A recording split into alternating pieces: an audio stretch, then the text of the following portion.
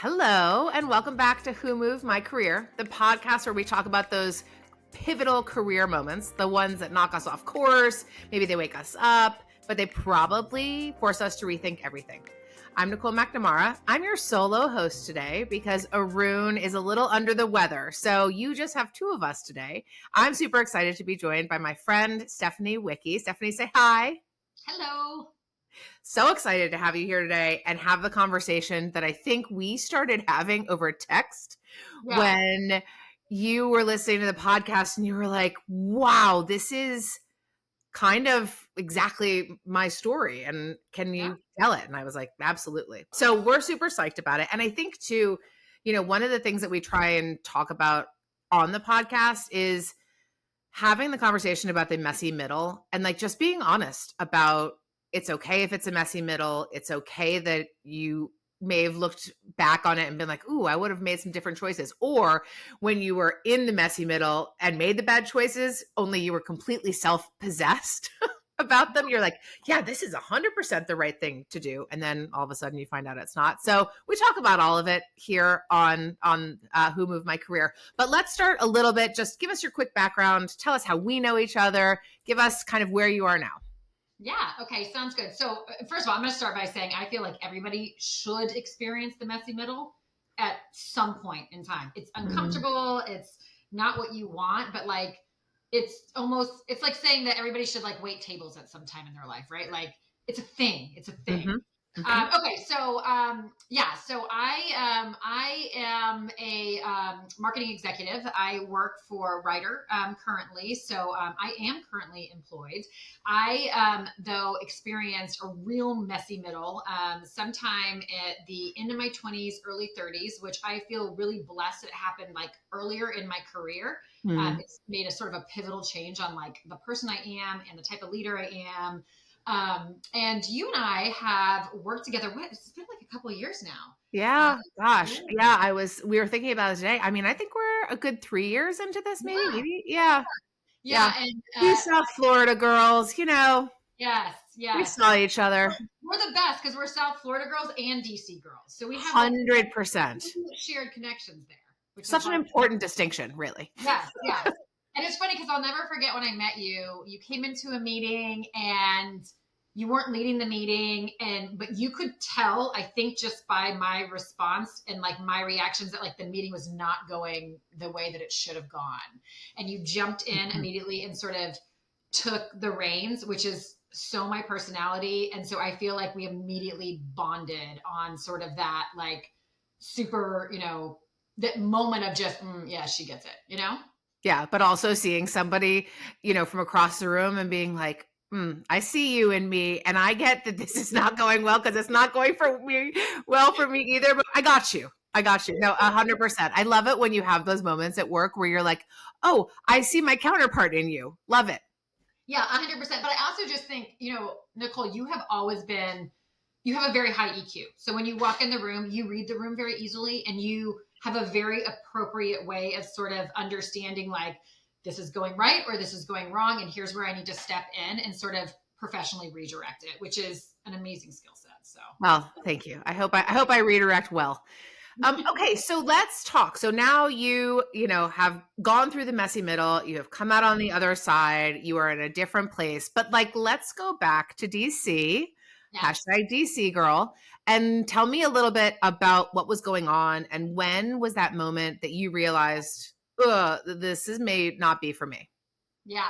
So it's really interesting because my messy middle was forced on me, which I know a lot of people who have been on your podcast have experienced that same thing. I was in the DC area. I was probably right around 28, 29 when the real estate market crashed. Do you remember that? It was like, I think it was around 2007. Yeah, it was And ugly. it was bad. I mean, the market like bottomed out. And being in the DC area, so I went to school for marketing and broadcast journalism. I really wanted to be a broadcast journalist until I hit sort of that weed out class, and then I realized this is not for me. So I pivoted to advertising and marketing, which I've always loved. And I would say I'm a natural marketer. I'm a storyteller. So this career of mine has always been extremely satisfying to me.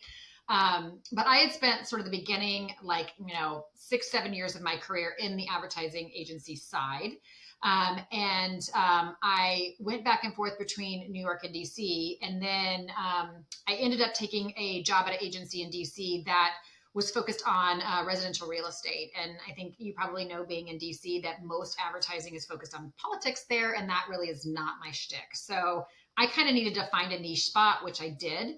And I really liked. And I would say sometime around 2005, one of the builders that I represented through our agency for all of their marketing and advertising, they were bought out by a national home builder, WCI, who's actually out of Florida.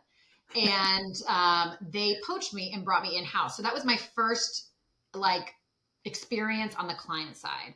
And I loved it. I loved it. It's when I decided, like, wow, this is the place I want to be, because I love the ad agency world, because I loved being able to sort of get my hands in all different types of industries. I had 8 to 9 customers at one time and clients, but I was getting to later in my 20s. I was sort of wearing out, the client side of ad agencies is like a real exhausting place to be. And so I sort of found a home, and I was there for a couple of years, and then the market bottomed out. And it was really, when I say it was really tough, I was 28 and I developed an ulcer. Like, I was that sort of stressed out about it. We had to lay people off after lay people off after lay people off. And I'll never forget this. My boss, who has become one of my best friends in life at the time, I went to her and I finally said, I can't do it anymore. Like, I got to take a package. Like, I got to go. We can't do this.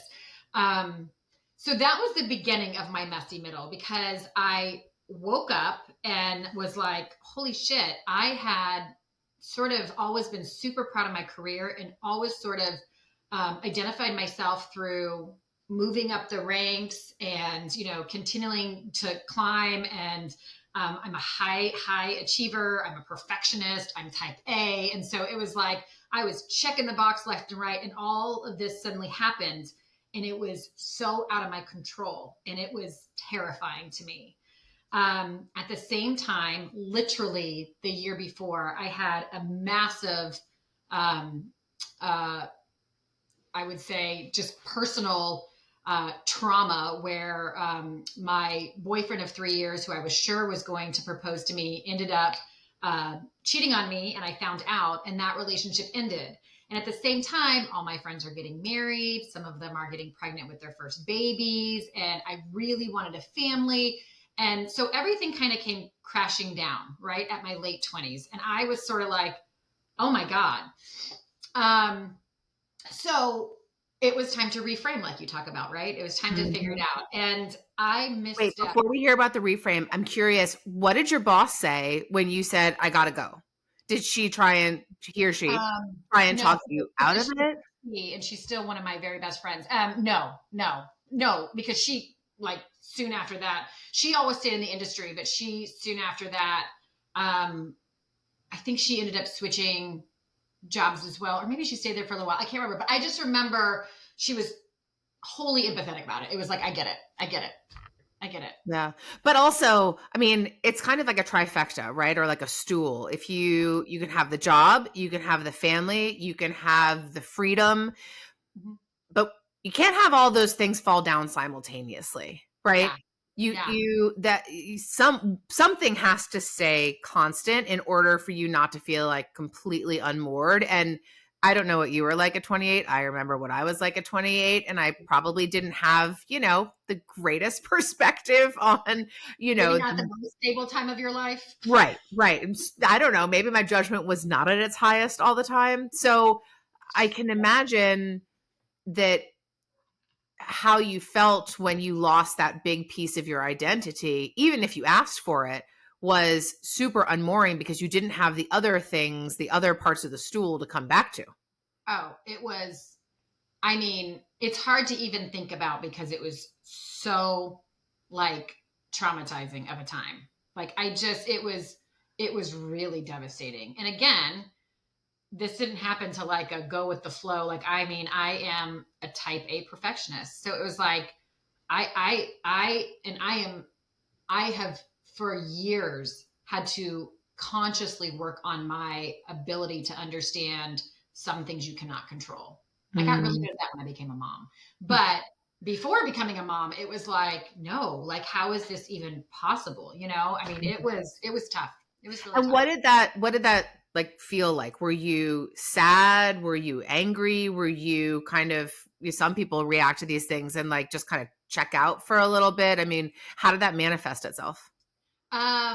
Yeah, I was devastated. I was devastated. I think like you said, I lost my entire identity. I had identified myself as being successful in my career, and I was just, I mean, think about it. Your late 20s, you're really just starting to launch yourself, right? Build your name. Everybody in the industry was starting to understand who I was. I was plucked to be on several nonprofit like boards. So it was like I was blooming, you know. Same deal with my personal relationship. I mean, I thought that this was the man. I thought he was going to propose. I mean, I was right at like literally like I was opening up and like Mm, everything just fell apart. And I mm. remember being devastated. I remember losing my entire identity and struggling with my sense of self worth, which you've known me for enough years to know that is, I mean, I'm a highly confident person. It's not something that I typically think much about. I know my worth. I know I'm valuable. And it was just a very disillusioning point of time for me. Yeah, no, I mean, I think we have this in common, right? Same thing. And I think part of the how we even got to this conversation today was like you and I both see the confidence in each other and also simultaneously recognize that when it gets shaken really badly Hard, and hard. hard. And so one of the things you said to me in, when we were thinking about doing this together was you didn't reframe that moment. We talk a lot about Yeah. reframing and how do Yeah. you do that? Like what does that mean to you in hindsight? Yeah. Well, listen, like you said, I was 28 at the time, right? So the sense of how you reframe, it wasn't mature at that point. It wasn't developed. It wasn't like, okay, that happened. I'm going to make a plan. It was like, so I also was at the point in my life, right, where I was not financially secure. It wasn't, and it didn't, I mean, the severance package was not, some sort of executive level severance package. I did not have a lot of time, and so it was like sink or swim to me. I almost felt like I was in like fight or flight, like survival Mm. mode. Looking back on it now, at the time, I would not have been as eloquent in my description of what was going on. It would have been more like, what the F? Like, you know what I mean? Looking back on it, it was clear that like I was in fight or flight, figure it out. And so, sort of all at the same time, like I said, personally, a year before this relationship had fallen apart and we had been living together. So I had pivoted to move in with my sister for a little bit. So sort of all at the same time, I had just found a townhouse in Arlington, and I had moved in with two of my best friends who were also single at the time. I mean, and like boyfriends or whatever, but single at the time. So we all kind of moved in together.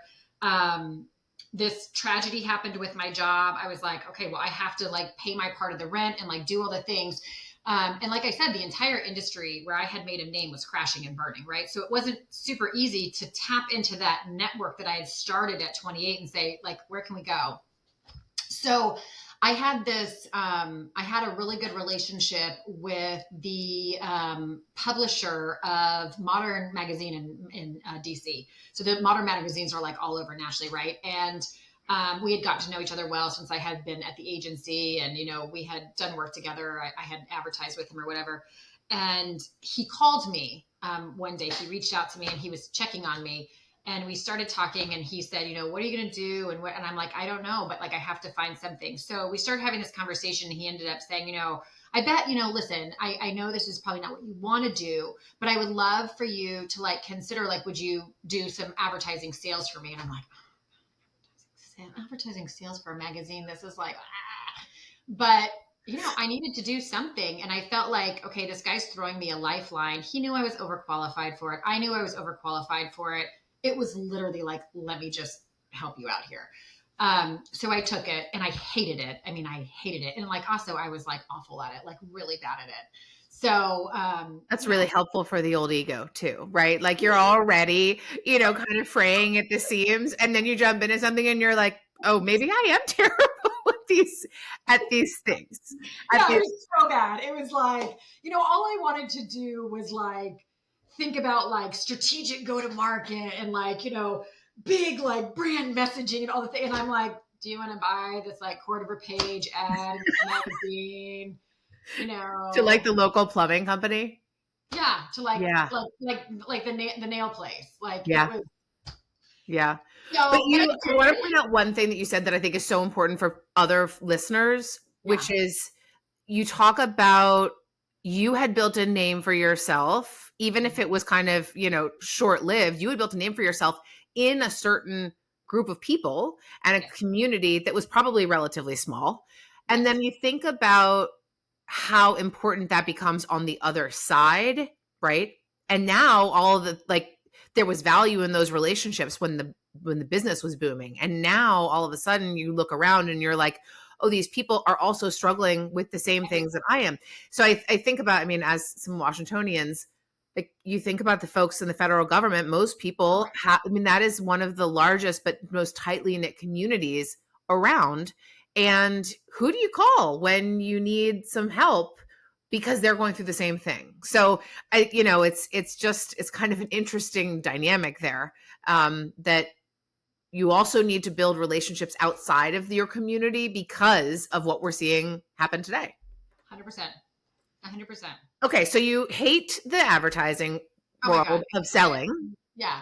So I'm like getting up every day. I'm going into the office for like a few hours. I'm getting in my car. I'm driving around aimlessly looking for people to buy advertising. And I was like, oh my God, like, what am I going to do? But look, at the end of the day, I mean, he gifted this to me. He was giving me a paycheck, and giving me time to figure out what is the next move, right? So interestingly enough, the time did not bring the next move in my career that I thought I was like gonna find. What it brought was my husband, which was really interesting. So during this time where I'm just like sort of all over the place, I end up meeting my husband, and that story is a whole nother podcast and really, really kind of interesting. But let's just cut to the chaser and say I met my husband. So at this point, I've turned 30. So I've probably done this job for whatever, maybe like a year at this point. And did you ever get good at it? Like, did you ever get comfortable with it? No. Okay. No, because you know what? At the end of the day, I wasn't good at it because I didn't want to do it. Yeah. So, I mean, that's like horrible to say, but it's like the truth about me. Like when I'm really good at something, it's because I'm passionate about it, because I want to be there. I'm giving part of my soul and who I am. And like, listen, it was just a year of like I mean, I would wake up every morning like, what in the hell am I doing? Right? Like personally, with this job, I mean, I called it a job. It was not a career. It was not a career move for me. It was like literally helping me like make a paycheck so I could like pay a bill to move on in life. I think that what's really interesting is if I hadn't met Tom, I think I probably would have gotten myself to like at some point sort of reframe properly and focus on what needs to be the next move. But before I got to that point, I met Tom. And it had been long enough since getting my heart broken, and I'd have enough little like fun relationships to sort of reset that mindset of like I'm not going to hate men forever. There are good people in the world. And so the time when I met him was like the timing was perfect, which I always say this to my friends who aren't married yet. I always say you can meet the right person at the wrong time. The time is just as important as the person. And I really don't feel like there's one person for anybody. I feel like the timing is almost what drives like the right person. You know what I mean? 100%. Yeah, it was the right timing, which is kind of interesting if you look back, because mentally I was probably not at like the height of like thinking I was doing great. Right. Great. Right. Right. I sat next to an older couple the other day who have just recently started dating, but they kind of they circled in similar circles. She went to Episcopal, he went to St. Agnes. They knew each other but never dated. And she was saying, I can't believe you never asked me out. And I turned to her and I said, would you have really wanted to date this man when he was a teenager? To which she said, no. Right. And like, And these things, I mean, one of the things that we said, I think on episode 1, no, we have an episode about rejection. It's about rejection in real time. And someone once told me about job rejection, but I think you can apply it anywhere, that rejection is God's protection. 100%. And like you weren't supposed to do that thing at that time with that person, but you needed to get to the next spot to be able to really understand that. 100%. And I think it's not just about rejection for me. It's everything in life. When a door closes, a window truly does open. Now, if you are positioned to see the window open, that's great, but like I truly believe that life is 10% what happens to you and 90% what you make of it. 100%. To, Yep. like that's just, Yep. that's a thing, so, this window opened for me and I met my husband and we started dating and he was not living in DC at the time. He had just moved back from Europe. He had been in Europe for like 10 years and he just moved back from Europe and he didn't really know what he was going to settle yet. He was there visiting or whatever. We met. So we start kind of dating. He's down in the Florida area because he's got friends who lives down here and his mom lives in Tampa. And so we start kind of like dating and talking, whatever. Our first date was like he flew in and spent like the weekend in DC with me. So, but he was 38 at the time, had never been married, no kids. I was 30. So it's not like, we were 21 years old dating. So we date for like 3 months and he gets a contract offer in Australia and it's supposed to be for 6 weeks. It's with the big telecom company there and he's going to come and they're looking to do M&A and he comes in sort of as a management consultant. I love how I heard in one of your podcasts, still trying to figure out what that is. Yeah, no, it's super clear. Me as well. Yeah, I think him as well too. But he did that good. He did that really well as a consultant until he started his own businesses. So if you can make a business out of that, great.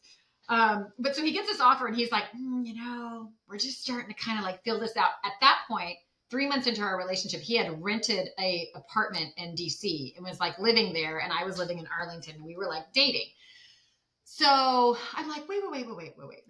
I'm miserable doing what I'm doing right now and clearly have not landed squarely on my feet in the reframe of what was supposed to happen. Mm-hmm. You're getting this opportunity. Like maybe this is a sign, like I can go somewhere for 6 weeks. Like, you know what? Like we should just do this. And he's like, really? And I'm like, yeah, really. And I will never forget like how my best friends and my mom reacted to this. They were like, have you lost your mind? You're just going to fly to Australia for 6 weeks with this dude you've been dating for 3 months. I'm like, yeah. What's the worst that could happen?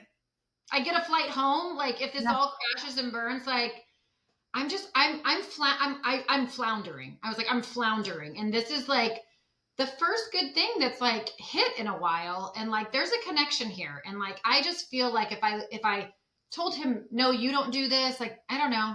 And now like when I look back, I'm like, thank God I didn't, because like it would have changed the entire direction of our lives. Mm-hmm. So we went. And it's really funny because, I didn't, we thought 6 weeks or whatever, but they kept extending the contract and we ended up staying for like a year and a half. And I didn't work. So here is where the real reframe happened, because it was a force of me having to find identity outside of my career, outside of a long-term relationship. I mean, this was a new fledgling relationship, right? Away from my family, my networks, my friends. I mean, Australia is upside down in time. To talk to anybody here, I'd have to get up at 5 a.m. to get them when they were going to bed. You know what I mean? And no one's coming for like a weekend to see you. Nobody's coming. Nobody even came for 2 weeks to see us, by the way. Apparently Americans don't do that kind of stuff. I'm like, you guys missed out because that country's amazing. But so it was crazy though, Nicole. Like I did Pilates. I cooked a ton. I hosted a Thanksgiving dinner for like his like business team. So there's like 12 couples, and like in my Holly Hobby like business apartment, I like cooked a whole turkey and everything. So it was just awesome. It was awesome. But you liked it. You liked not having the job and the so uncomfortable. Okay. But here's what I liked. I liked looking back on what happened to me. In the moment, I was so uncomfortable. But I, within the time of a year and a half, I settled into it. I made friends. I went to vineyards. We traveled the country. He got like 6 weeks of paid time off even as a consultant because other countries really understand Right. like that life is like more important. But yeah, it was this crazy, it was just this crazy moment in life that like people don't get to experience. And it was the messy middle forced on me, but it was like the most beautiful thing that could have happened to me. I learned during that time that everybody talks about work-life balance because they're talking about the hours you spend at work versus the hours you spend in your other life with your family, your friends, doing what you want to do, right? That's work-life balance. And what I realized is like, that's not what work-life balance is to me. Work-life balance is doing something I love and finding satisfaction and value for myself out of it. And it feeds my whole existence, along with all the things I'm doing in my life with people who value me and love me and support me, like this man versus the other man I almost married. So it was this whole thing where it's like I landed upside down and was miserable, but it taught me what real value was, you know? Mm-hmm. How did you, when you were having those moments of doubt when you were in Australia, did you Mhm. talk, were you cognizant of them? Like, did you ever say, I'm not sure, I feel uncomfortable, I miss my job? Or were you just, I mean, I felt like this before in my life and I just kind of power through and I like, because sometimes giving words to things can give them life unintentionally. Mhm. So did you talk about that?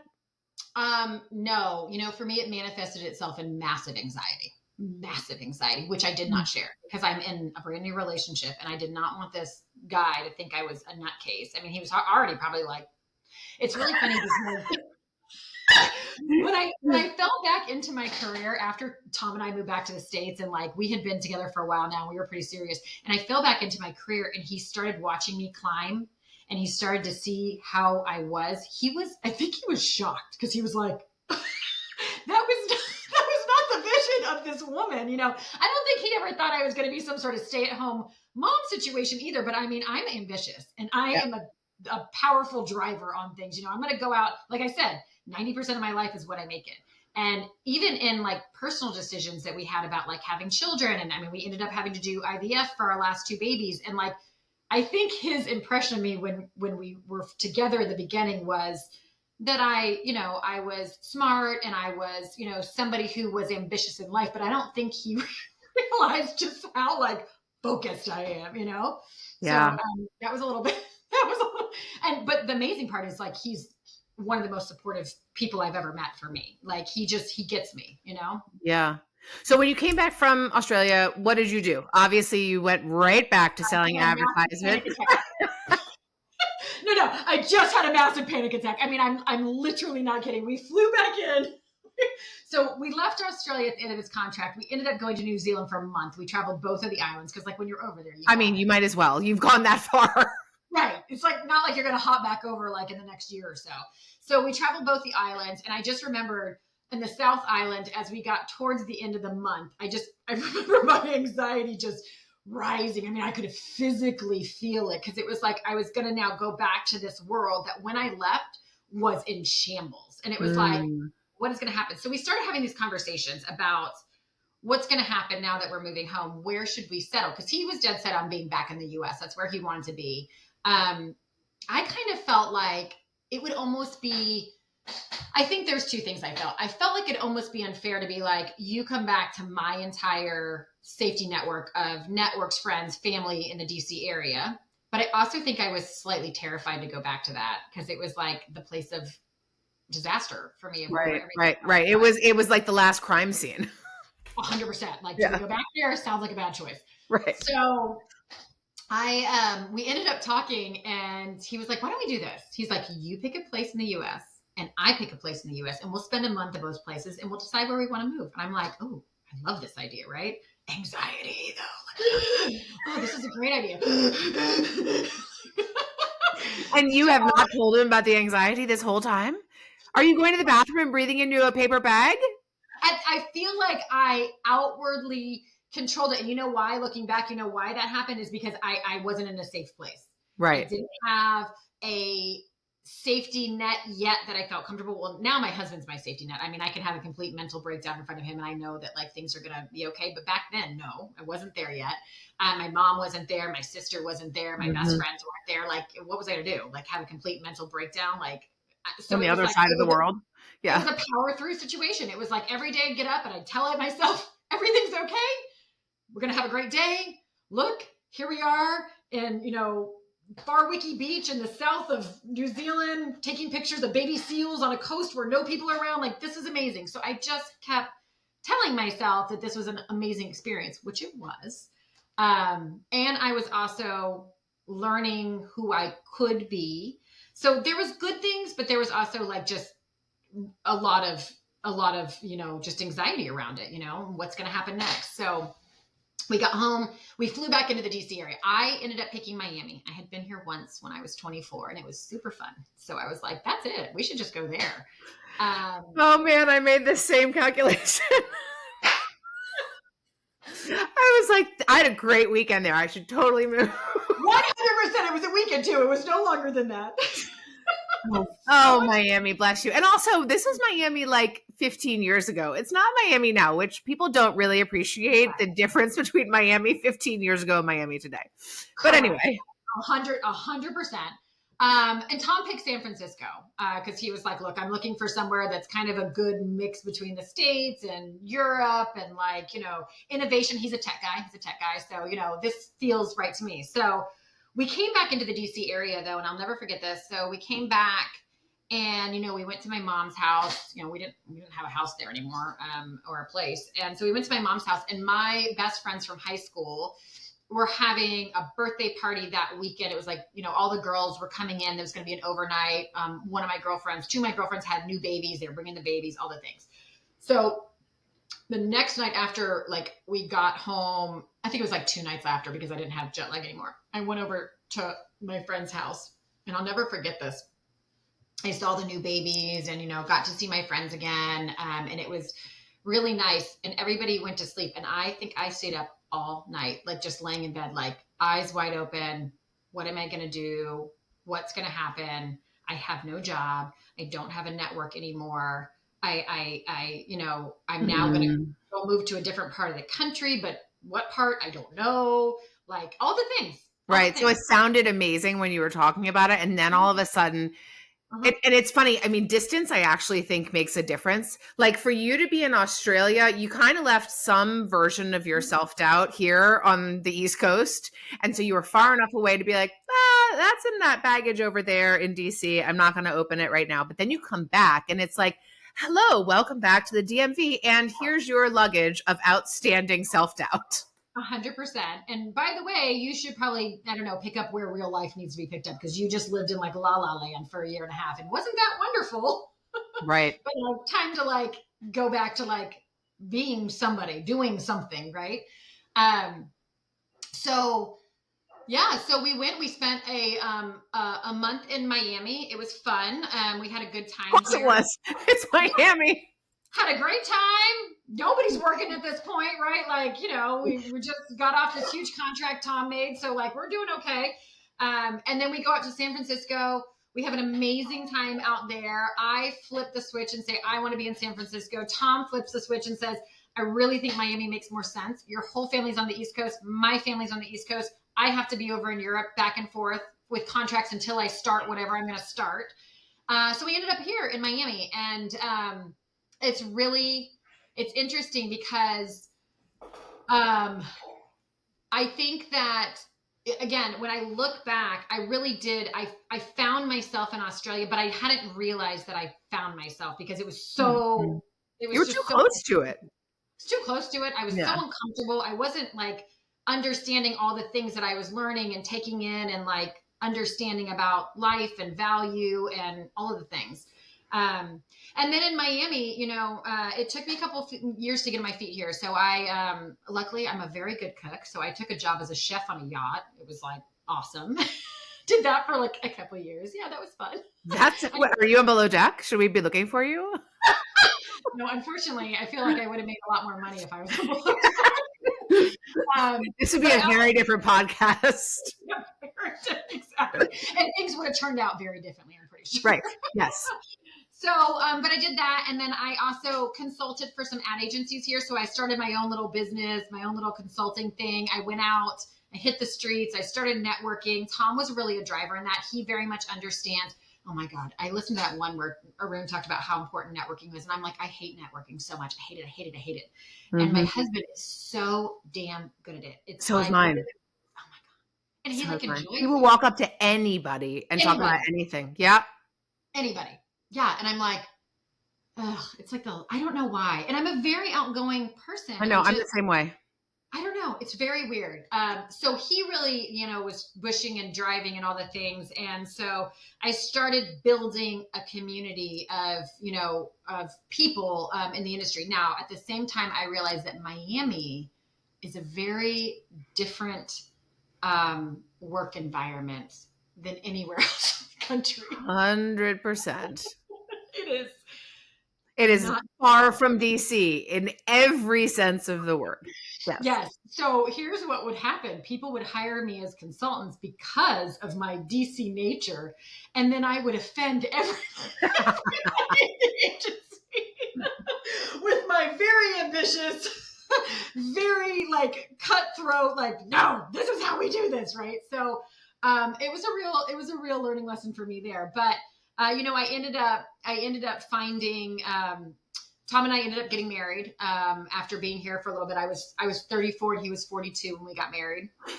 And after we got married, he took a 6-month contract in Munich. And I was working with a startup down here and really looking for the place that I wanted to be. I had kind of had Ryder in my sights. Ryder, if you know Miami, there's not a huge amount of infrastructure, at least there really wasn't 10 years ago, of sort of corporate type. Yeah, multinationals were not really a thing. No, yes. No, which is where this is my kind of sweet spot where I'm most comfortable, right? So, I had my sights on Ryder, which of course, everybody who knows me is trucking and logistics. Didn't you spend a long time in fashion and home building? And I'm yeah, trucking and logistics. It's going to be awesome. I feel the same way about diesel engines from Cummins. I didn't know that I was so into it, but I did one project with Cummins.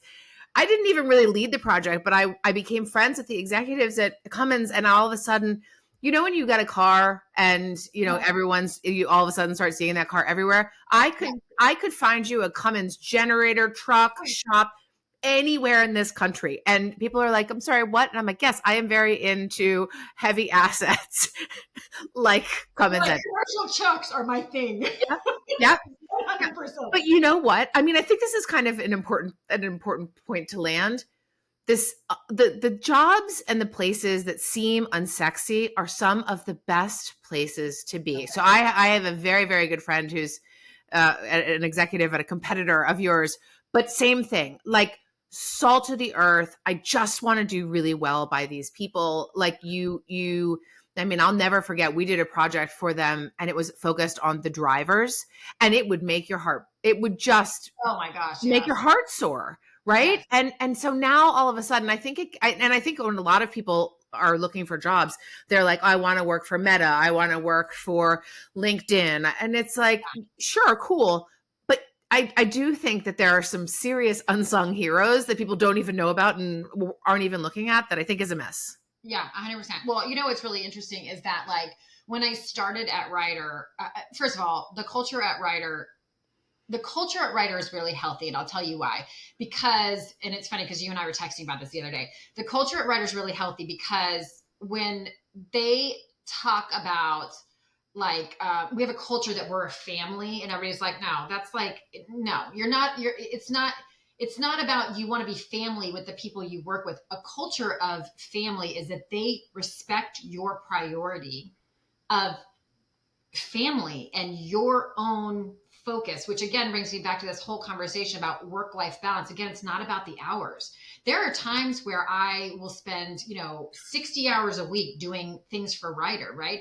And there are times where I'm not, because I'm so focused on what's going on with my own kids and my own life. And that's okay. They allow me the respect as an adult to balance that. And Mm, that's what makes you fall in love with companies. yes. And I think at the end of the day, it also makes you fall in love with yourself, because you're making the choice. You're the one who is passionate and like, you love what you do. My kids ask me all the time, like, oh, you're going on a business trip.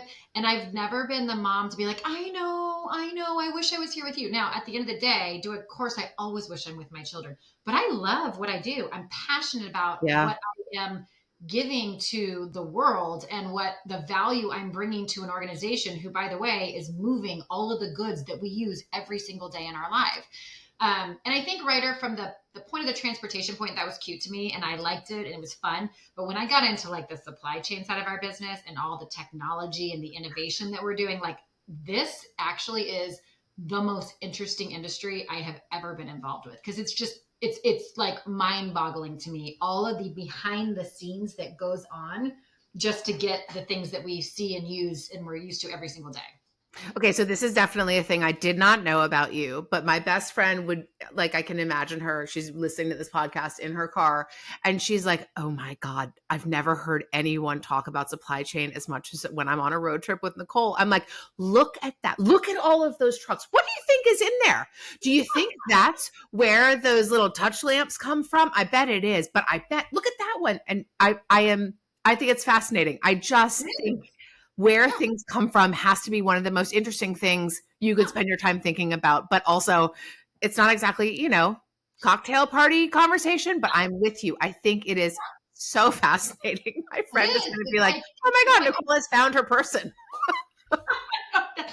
Yes, we geek out on this stuff. It's like so cool. It's so cool. But so I found Ryder and I found Ryder and I think I joined the company and like 2 months later I was pregnant with my son. And so it's like all the things started to fall into place. And it's so funny because obviously my oldest is 10 years old now. And I have a 6-year-old little girl and a 3-year-old little girl as well. And, we had Reese, my son, and like there was no issues, super, super easy or whatever. And then, I went to do it again and all the things that happens to women who are over 35, just the failures and all the things. And it's heartbreaking. And so we finally ended up doing IVF, and I got my first daughter when I was 40, and my second daughter right weeks before I turned 43. And through all of this, I cannot tell you how many times I stopped and thought, this is not how I planned it. This isn't how Hmm. I wanted it. I have no control. But it's so funny. I would love to go back to my 30-year-old self and be like, it's going to work out exactly like it's supposed to. Like, honestly, like, you're going to have this super fulfilling career where you make huge impact at a Fortune 500 company, and you're going to have the exact babies you're supposed to have, and you're going to marry the man who drives you up the goddamn wall, and you want to bury 6 feet under, but he's also amazing and smart, and he challenges you, and he doesn't let you walk all over him, and all of the things. It's going to be okay, because it's exactly how it turned out. But it's like Hmm. you have to go through that messy middle, I feel like, to get to the end and learn everything that you needed to learn to appreciate everything that you got. Yeah. And I think that you make an important point. Like, you did have a very specific moment that became the pivot point in your career. Then you had another pivot point in Australia. Then you had another pivot point trying to conceive at over 40. And Yeah. my guess is, and I don't want to put words in your mouth, but like, you have to assume there's another pivot in your life of some sort, right? 100%. Oh my God, Yeah. I'm about to hit one. I'm about to hit one. Like, I know it's coming. So it's How like, do you think, like, okay, so if you know it's coming, because I think there's a difference between knowing it, planning for it, being mindful of it, and like, I just got knocked off of the balcony. yeah. So how, like, what's the difference? How do you approach it? I Thank Um, goodness, although we were still very young spring chickens, it does help that we've got some yes. experience under our wings. Yeah, I'm gonna like literally say that sometimes I'm so thankful to be 46, because the knowledge and the maturity that comes with that, it grounds you more, right? So I think at this point, not knowing about a pivot point is still scary to me, right? Because it's like, but what I do know is I have the skills, even if I don't know the pivot point's coming, I have the skills to be able to get through it in a very healthy, mindful way. It doesn't mean that the pivot couldn't be terrifying and, tragic. It could be. You never know what's going to happen. But for the ones that I do know about, here's how I feel. I feel comfortable in the fact that knowing no matter how um, painful or uncomfortable it is going to lead me to where I am supposed to go. And the next big thing that is going to bring value to my story. I mean, I have experienced so many things already at the very young age of 46, because 46 is young, that I feel like the majority of humans don't ever go through. And it has made me, it's made me very grateful in life. I mean, I can't tell you how many times I look at things that most people would look at and be like, I can't believe it happened. And I just have pure gratitude that happened, but look at this. And it's one of those things I learned during this time. And of course, I did not learn it in the moment. It was all looking back. And me, I do a lot of self-reflection too, because to me, if you're not in anything, if you're not continuing to grow, then that means you're dying, you're dead. But especially in yourself, if you're not continuing to look at the things that you have manifested, the things you have failed at, the things that have been super successful to you, and figure out how you can continue to learn from those things, then you're going to be stagnant at some point. So I know the pivot's coming. It could be really good. It could be disappointing. I'm preparing myself by saying, whichever way it goes, I'll be okay. I'll be okay. I have a beautiful family. I have a great support. I have a great, drive in life, and I'm going to figure it out. And I'm going to, end up exactly where I'm supposed to be for the next phase. And that won't be the last phase. And there'll be a pivot after that and one after that. It's like the supply chain and the logistics world. I'm gonna make a really geeky analogy here. Oh yes, The one let's thing hear you it. can count on is disruption. That's what life is too. It's the one thing you can count on. So it's like everybody just needs to learn to start to get more comfortable with it, Yes. Yes. I used to say that if I could hire for one skill and one skill only, which I've never, by the way, figured out how to actually hire for, it would be comfort and ambiguity. 100%. It's like the first thing on our capabilities thing, or and our, when you go through the year end result, it's like the first thing we talk about. Do you have ambiguity? Like, are you able to deal with it? And so many people, the answer is no. No, I'm and also I think they're not capable of dealing with it at work, which then moments happen that you're not expecting, and then you're really up a creek because you don't have the resilience built in that you could if you worked on a little bit of that. All right, before I let you go, Stephanie, you said something about like reflecting on yourself, learning about yourself, doing the work, which is work, because sometimes we have to look inside and be like, ooh, I would have done that differently. Why did I do that? In fact, I was talking to my coach the other day and she said, I'm going to stop you there because you just took the easy way out. And I was like, oh, yes, I did. And so she forced me to go deeper. But I think a lot of people don't do that. I mean, I'm thrilled and happy that I have a coach, but I don't think everybody has that ability. Yeah. And so like, how do you do it? Like, what's Stephanie's process? So, okay. So here's the thing. I think that there is a couple of things. I give myself a lot of grace. I really do, because at the end of the day, when I think I think for most of us, a lot of if we were to look at our childhood and say what trauma did we have there, most of it is not getting grace. It was like when we grew up, there was an expectation of how you were as a child, and there was not a lot of grace to understand that you really didn't have the mental and cognitive ability to process things like an adult yet, right? So the absolute tantrums or the fall apart moments, those are very normal for children, right? So as I grew up, I realized people need more grace in all aspects. As I went through these things in my life, I realized I need more grace. All right. Okay. Stephanie, it seems as though, our own supply chains got a little snaggled there. We had a little technical difficulty in the supply chain known as the interwebs. So I hope we're back online now.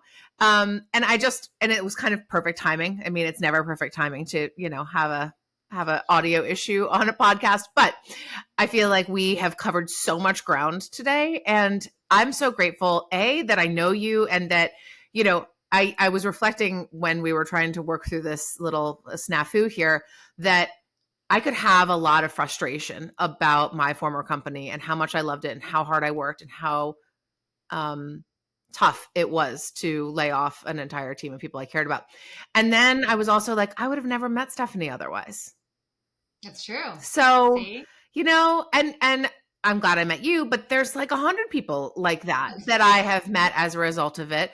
And, they become your network on the other side. And so I'm really grateful to them for bringing us together. Thank goodness we got that meeting back on track. I will never forget it. Yeah. Whew. Yeah. Yes. And I'm just so grateful that you shared your story and talked about the messy middle, the pivots, because you're right, like they're coming whether or not you like them. So the best thing that we can do is prepare, and we can prepare really intentionally. And that gives us a little bit of strength. So thank you so much for your time. As always, I appreciate it. And also to our listeners, thank you so much. I know you have plenty of other things going on. You're either deep in your job or planning for the summer. But either way, we're glad you got to spend some time with us today. And I'm very grateful. I'll talk to you soon. Thanks for having me. Thanks, Stephanie.